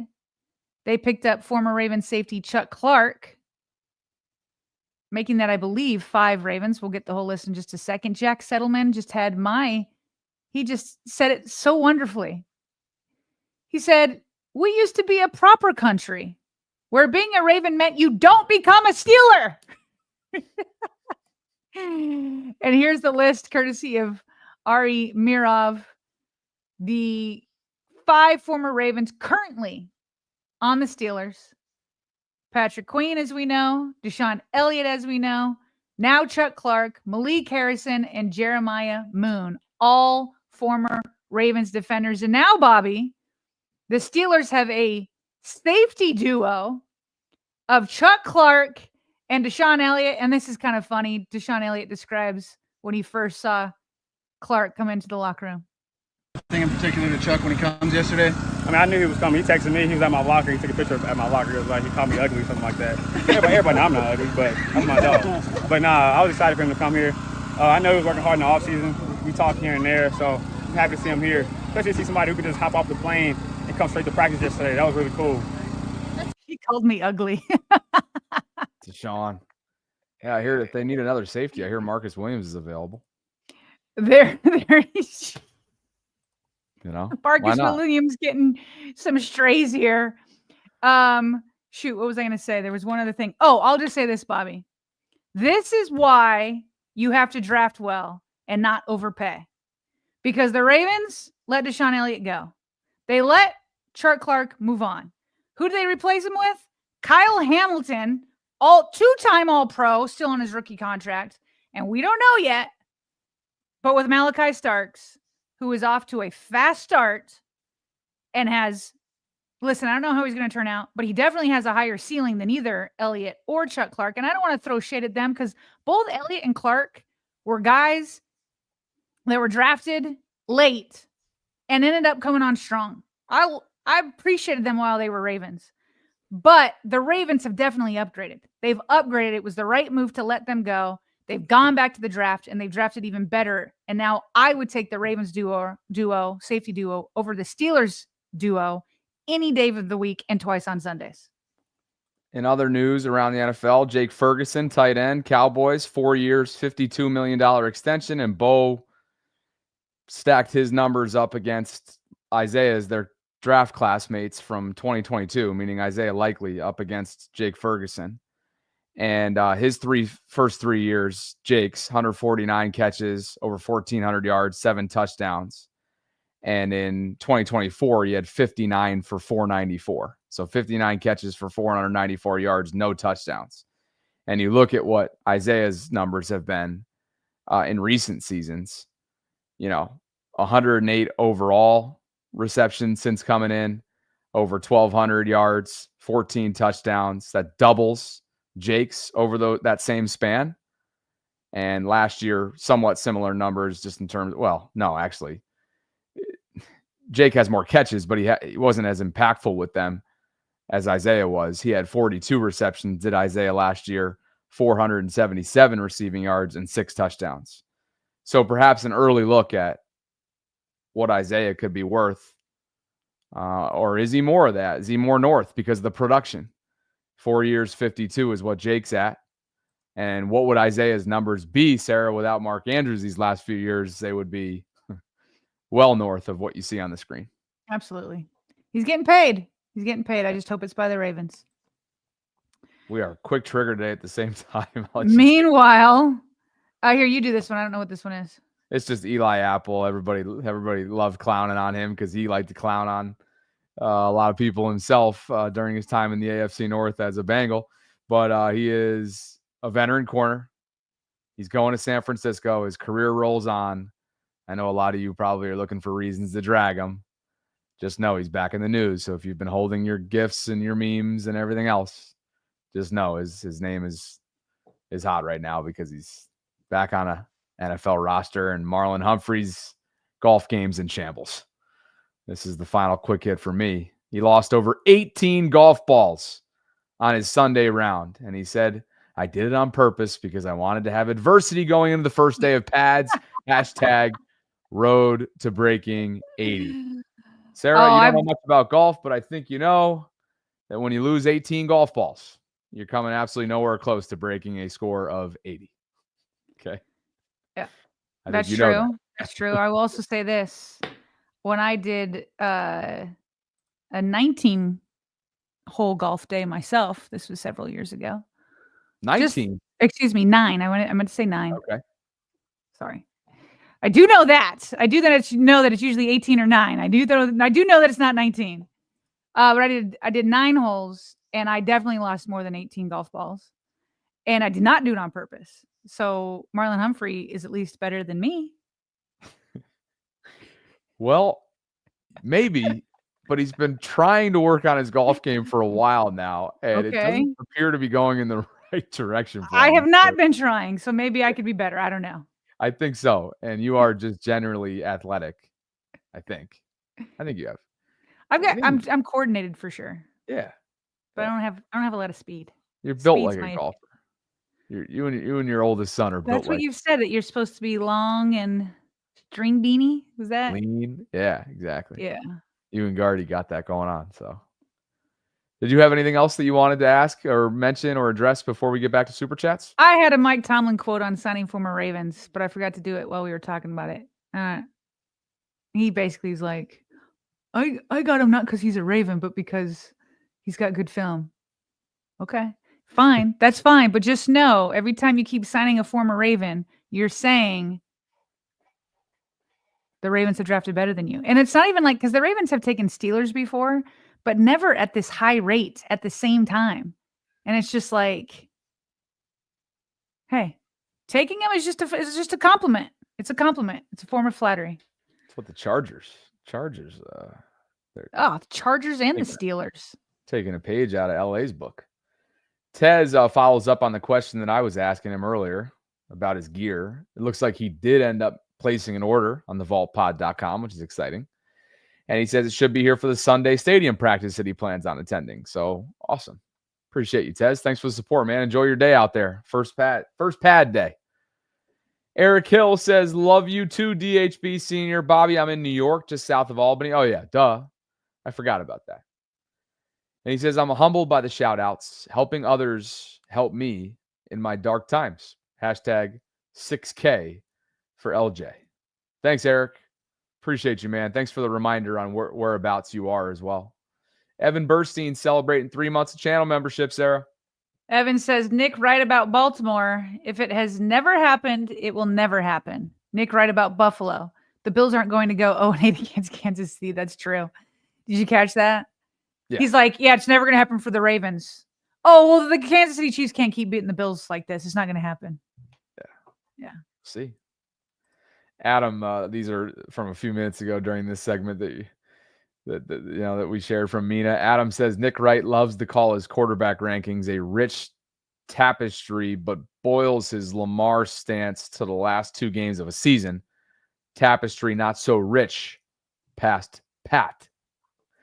Juju Bean with a $20 super chat. It's that orange banner that sticks out like the best of thumbs. I was going to say sore thumb, but that had negative connotation. It sticks out in the best of ways. Thanks, Juju. Juju says, so Lamar is expected to win with a worse team than Mahomes and Allen, according to Nick. Oh, that logic needs to be used against Nick. Because Nick said in there he wouldn't even rank Ravens number 4, but because at number 4 she gave him Detroit or Baltimore, he went ahead and picked Baltimore. So he'd have them presumably at 5 or less. And he has Kansas City at 2 and Buffalo at number 3. And yet he keeps talking about standards. So you're saying Lamar Jackson has a worse roster, but you have higher expectations for him. So then that means he should be higher up in your quarterback ranking. So which one is it? Either move the Ravens team up or move Lamar up. You can't have it both ways. Well said, Juju. Let me keep reading. Maybe you've got more. Maybe you've got more golden nuggets in here. Said, like Mahomes never turned the ball over in the playoffs last year and was perfect. Let's forget he had a turnover in 2 of his 3 playoff games last year. Juju from the top rope. PHP checking back in. Lamar equals he will never do it because he hasn't done it. Josh, this is Boron Nick right here. Josh, he will do it one day because he has never done it before. Joe B, he had one run. Joe B, he had one run a half decade ago, so he will always be able to do it. Idiocy. That's how he's summarizing the Nick Wright analysis way of thinking. Dreams is in the house. Dream says, so what do you do in the playoffs? So what you do in the playoffs is more important than actually getting to the playoffs. Cough, cough, Joe Burrow, cough. At least LJ gets in the playoffs. Kobe's back, and he writes, funny how the people who play football for a living think Lamar is him, but it's the media and fans of other teams that disagree. I trust those who know. Samuel Moore says, hey, Bobby, that wasn't you standing behind Marlo, was it? Was it? Where? Here. Here? Yeah, is that you? Are you dragging me? Are you dragging me with that, Sam? You are, aren't you? No, that was not me. That's from Marlon's Instagram story from an NFLPA golf classic that happens, I think, in like February. Although if Marlo invited either one of us to go golfing, I'm sure we both accept. Of course. Absolutely. Used to see him around Baltimore all the time. Dre is asking me, did I get a follow from Liz? Wait, who's Liz? Yes, I did. Because he hit me up in the Discord. And I think he's trying to set me up, but not giving me like any kind of context whatsoever. So I got a random follow from Liz on Instagram. And all I can see is I can't see anything because our profile's private. So let a guy know, Dre. Let a guy know. Wait, who's Liz? Is it who he's trying to set you up with the Liz or something? What's going on here? He hasn't given me any context. For all I know, it could be a burner account. She seems real. Okay. I think Dre's just knowing Dre's putting on his recruiter hat, I think. But anyway, I'm sure he'll give the context and I'll be looking forward to it. God King is back. He says, I'm upset because everyone says Josh and Lamar are so close. But Josh's soft division is a practice division. His stats shouldn't matter against a trash division. I think the stats still matter. They just need to be put in context. And Josh and the Bills have knocked out Lamar and the Ravens twice in the playoffs. So that's where they're coming from with that. But I completely agree that he's got the advantage because both times that he and the Bills have knocked the Ravens out, it has been in Buffalo. And it definitely helps to be in a soft division and to get home field advantage like that. Appreciate you, God King. Sam is following up. And he says, that's coming from another 5'8" guy, Bobby, just busting your balls. Marlon's only, I mean, the guy that's behind Marlon in that photo looks like he's like 5'2". Marlon's only 6 feet. It must be an elevated green, I think. Well, it's that, and it's just like the angle of the camera. Or it's just a kid. I mean, it might be a kid. Or Yeah. to your point, elevated green, camera angle, Marlon being 6 feet tall, so on and so forth. But yeah, 5'8" on a good day, Sam. 5'8" on a good day. Let's get our patrons in here. Blake Yaspa and No Way DJ. Thank you both for believing in what we're building. We appreciate the support that you give us. You've been longstanding members through Patreon, and this is your monthly shout out. You can visit patreon.com/RavensVault podcast. We have links to that and everything else that we have available to you that's in the in the show notes description of this video below. And so Blake, DJ, thank you guys. Appreciate you both. I think one more super chat came in, and then I want to hear your one more thing because I want to hear about your birthday. This is funny here from Mike, and you will hear. Mike is funny here. I don't know if this is the what he meant by this, but thank you guys for what you do. And I think that's spelled like when you hit a golf ball in the direction of somebody, Sarah, on a golf course, you yell. You probably hear it all the time. Forward. Like, is that what he meant to do here, or what do we think? Because that would be pretty nifty, don't you think? Or am I just It could be that, or it could be just an accidental putting an E at the end of it. Maybe. Yeah. Mike, just know that if that's it, it's exceptional. Sod Blitz 34 for you. Says I got your context on Discord. That's not me. That could be related to the graphics that I said earlier on, but not sure. Okay. Let us know, Sod. Eric says AFC East isn't worth to be a soft division. Hashtag 6K for LJ. And these are now confusing me. Yeah. Sod, maybe drop something in the Discord. I'll take a look after the show's over. But yeah, fun weekend. Thanks for, thanks for covering. Sarah handled solo duties Friday so that I could go to New York and not have to bring all my equipment. And I could handle her on Thursday so that you could have a nice little lake day there with your friends and family. And so, man, jam-packed weekend. Trained over on Thursday. Had a nice dinner with my aunt and brother TJ in New York. My aunt's in Upper East Side. TJ just moved to East Village, so we really covered a lot of ground throughout Manhattan. We woke up at the crack of dawn to go to the Zach Brown Band concert on Friday morning on the Today Show Plaza, 30 Rockefeller, which was great. My aunt's been at NBC since 2003. She was a big reason as to why I got my career started in NBC and the Olympics, and really kind of developed my love for broadcasting and sports and everything else. And she does not have any kids, and so she's treated all 11 of her nieces and nephews, one of which I am, like her kids over the years. And this weekend was no exception. She just totally rolled out the red carpet, wouldn't let me pay for anything. Gave us VIP access. We met Zach for like 30 seconds after he performed on national television. It was cool to get to know him. His fiance was there. I guess they just got engaged. A woman by the name of Kendra. She's a jewelry designer. And now, of course, I'm going to forget her last name. Apologies for that. But that was fun. And then I had my meeting with Bosley to set up continued partnership and potentially a second hair procedure, which was the plan all along, to do some touch-up. It was great to meet with Dr. Cohen. He's a great dude. And then went to dinner with TJ, and Francis came in randomly after having all kinds of issues. He travels and gets in the car. I'm like, Dad, can you please maybe not do that? It's your birthday. I'm like, Dad, you have a high calcium score. We got to get you looked at. You weren't able to have your CAT scan because you drank chocolate milk the night before.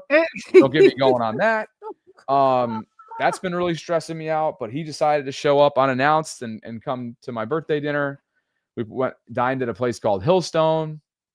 I'm just rambling, but just kind of taking you through I like it. The weekend. And then Saturday came around, and what did we do? Gosh, what the heck did we even do on Saturday?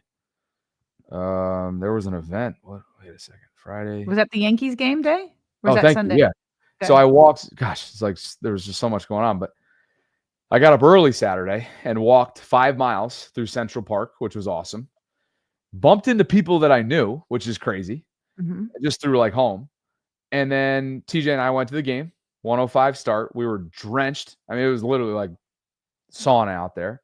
Phillies pounded the Yankees, got to meet up with Jake and his brother, and Jake hooked us up with tickets.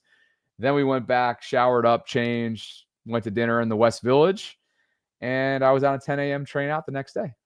So pretty eventful weekend, I feel like. You know what's crazy, Sarah? I ran into multiple people.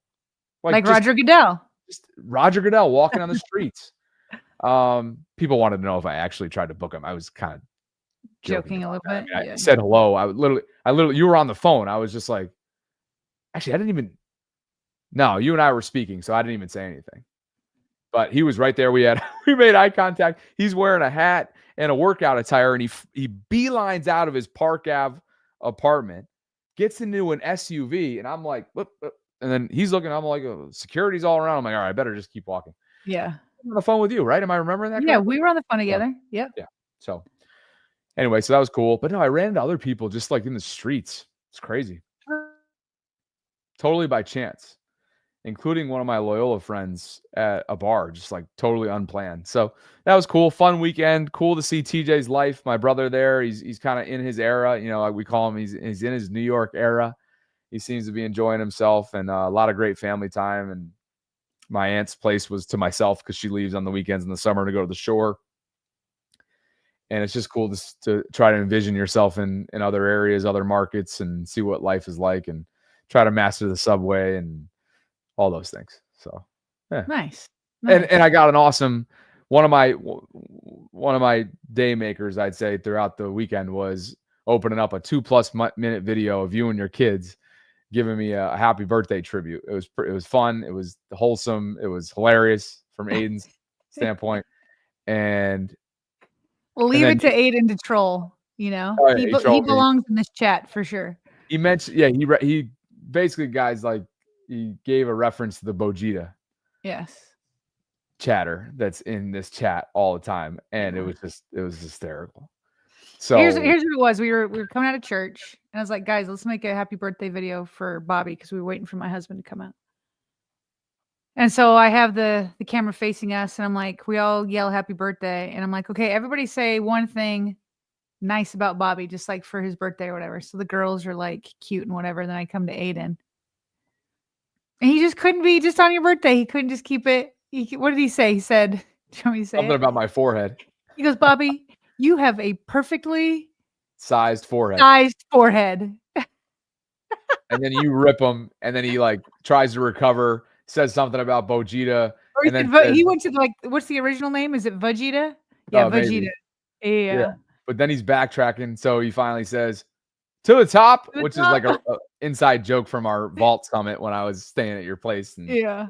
Just like a funny thing that we were yelling at each other. So, yeah, no, it was really, really special to open up that video. And as it tends to be, you know, you get older, birthdays change, especially like when it's not a milestone, if you will. And so you kind of just wonder and think about who you're going to hear from, who you're not going to hear from, who's in your life, who isn't in your life. There's a lot of moment for reflection, especially when you're on a 3-hour train.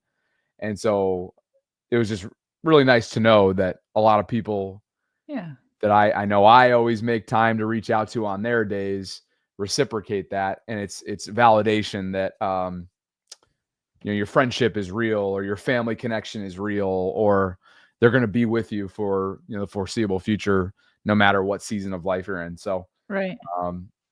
Special time. You know, last summer was the big granddaddy of them all for the 30th. So this felt a little bit quieter. I was going to say, you don't seem to have as much energy as I was anticipating, and maybe it was just because you kept it a little bit more low key this year. Yeah, and all the stuff that led up to it too. I just felt really guilty leaving, obviously, with my mom, who insisted on me going, but she continues to recover from her detached retina eye procedure from last week. So she's on the up and up and going, you know, still relatively immobile, but based on, you know, the angle that you need to be in and for proper repair and recovery. So there was just a lot. But everything's fine. It was really nice to be there. It's good to hang out with Jake. Great to see TJ, and great to hear from so many of you, you know, whether it was on Twitter or social media, even in the chat on Friday or on Thursday leading into the weekend. So thanks for your tweet. Thanks for being a great partner, and looking forward to, you know, it's funny. You and I almost have half birthdays. I think if you were January 27th, we would have half birthdays, but you're not the 27th, you're the 30th, but of December, I think, right? That's correct. Right? That's correct. Yes. So look, usually that's deep during a soon to be playoff run. So a lot different than pre-training, you know, pre pads coming on at training camp. But thanks for asking. Yeah, absolutely. Let's get through our super chats before we bounce. And I think we left off with Eric. So God King is back. He said Bills should beat everyone after practicing all year. Sam says, another great show, folks. Keep up all the hard work. Appreciate you, Sam. Dre Dog. Okay, the context, Sarah, that I know you were wondering, and heck, I was too. Bobby, she's a potential prospect. Hit her up. I gave her a glowing review of you. Ooh. He also jokes that, I don't know if he joked or if it was for real. And by the way, Dre Dog is noticing that we're both Capricorns. Yes. Who are you? Yes, so is Lamar Jackson and a few others. But anyway, he said that he sent you a happy birthday at 12:01. If that's true, that's pretty legit. Who did? Dre Dog. Maybe in Discord or Twitter or something. Oh, no? here's what's funny about Dre, and then we gotta Unless jump. he has your phone number. I don't know. Dre said he DM'd on one of my live streams last week. He said he DM'd me his number months back, maybe even years back, and I never hit him up. So I did, and then I never heard back from him. So I don't know what's going on with that, but check your text, Dre, or maybe you got Anyway, okay, so Liz is a potential prospect. She started following you. You need to follow her back. He's playing matchmaker here. He's got your back. He always does. He's a friend that I consider him the guy a friend that I've never met in person. He gives great call-ins on my show. He's just a down-to-earth dude who's a family man, huge Ravens fan. Nice. A lot of humor. I think we have similar levels of humor taste. And yeah, I appreciate him. So he said the birthday wish at 12:01 came in at Discord. You had to look at that. that's dope. Appreciate that. What I'm going to do is just scroll down to find her profile, and I'm going to follow her back right now live, but it won't be anything fun because she needs to approve it because she's private. So she sent the request. Now I just requested her back, and now she gets to approve whether or not she's coming on. We for sure are going to need updates on this one. I mean, if it's a listener that sets you up with somebody, this has to be talked about on the show, I feel like. Okay. Well, obviously, certain details would have to be private, this and that, but I feel like we deserve updates here. Okay. Well, on that note, and this is a long show. On that note, I will give you two things if you want. Less than 5 minutes. Okay. Is this in the spirit of Bobby's dating? Was it from over the weekend in New York City? Well under 5 minutes. If you're getting tight, because I am tight too. Yeah, we're tight, but okay, go. All right, two things. One, New York City dating scene is absurd. Meaning, in a good way. Meaning, I drop my location in there, and I right now have matches that are double digits. Wow. You put your location in Albany, New York, you may not get double. Now, granted, I'm picky and I have standards and whatever. You do the same thing in Albany, you may not get double digits based on what I'm looking for until a month, 2 months. And wow. I just think that's obviously market size, city size, whatnot. But I think that I got to be honest with you. If St. Pete does not go well over the next 8 months, beginning September 1st, I will seriously consider New York. I got a lot to pick through and look at, especially with Tilly in a big city. But I would consider it, not just for the women, but I think I would thrive there professionally. I love the grind. And TJ's really it was one of the conversations that TJ and I had at length over dinner. He loves it. He's stimulated by the city. He's motivated by the city. He wants to get up and chase what it is that he's doing in commercial real estate. And I kind of, it resonates with me. That's one. Okay. No date, by the way. And by the way, that is the most energy you've had all show. So I definitely feel like that could be a move for you. Keep going. Have I been low energy? I wouldn't say low, but not that high. All right. Okay. That's one. Two, which I think probably warrants maybe one more thing in the coming days because you guys are going to get a kick out of this probably, and you're going to be like, what? You just bring it up now? But what I'll tell you is there is a tentative plan in place for the first time, the first week that once I get down settled to St. Pete. I have been in touch with a girl that I did not meet in person, but matched with when I was in New Orleans. We're going back to February. Okay. Okay. We've been in touch on and off since then. We've both shared with each other that we've both been dating and it just hasn't worked out. She's an occupational therapist, went to LSU, lives in New Orleans, has always, born and raised. She's tentatively coming to St. Pete to visit me in September. Woo-wee. I just thought you guys should know. That is a major act from her end to show how much she's really interested. If it goes from tentative to permanent to concrete. Okay. So I'll just throw that out there now and we will revisit it if she ends up booking the flight, for which I'm going to cover, by the way, because it's a first date and you got to cover the first date. So there you go. Okay. Eric Hill gifted an additional channel membership. Appreciate you, Eric.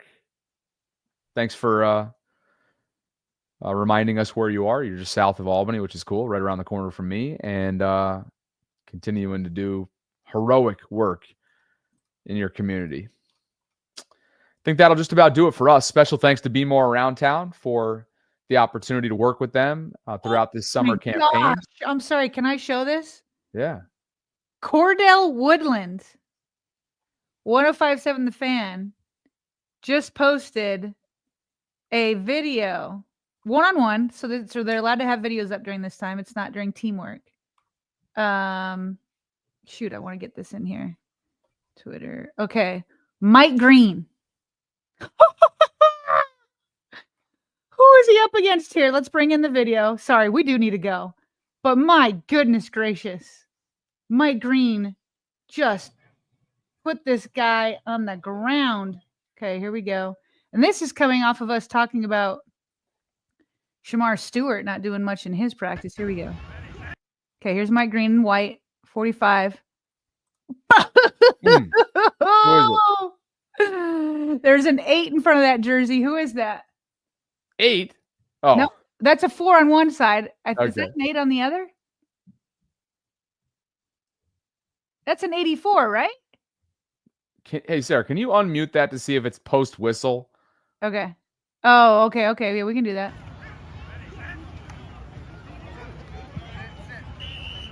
Oh, it's right. I mean, Wow. it's like simultaneous with the whistle. I think he was going down. No doubt. Wow. It's Yeah, literally everybody- simultaneous. I'm looking up 84, by the way, on the training camp roster. So stand by here. But good rep. Good rep by Mike. I like how he immediately reaches to get him to help him up. He picks him up. Yep. Immediately. 84. 84 has his hands full right here. This is not even fair. This- Aha. John just mentioned this guy during his press conference over the Oh, is it the undrafted rookie? It is Jaire Mitchell Payton from Florida Atlantic, tight end. Not who I was thinking. Are there 2 84s out there? No, I think it's No, Jaire. Tight end sounds right?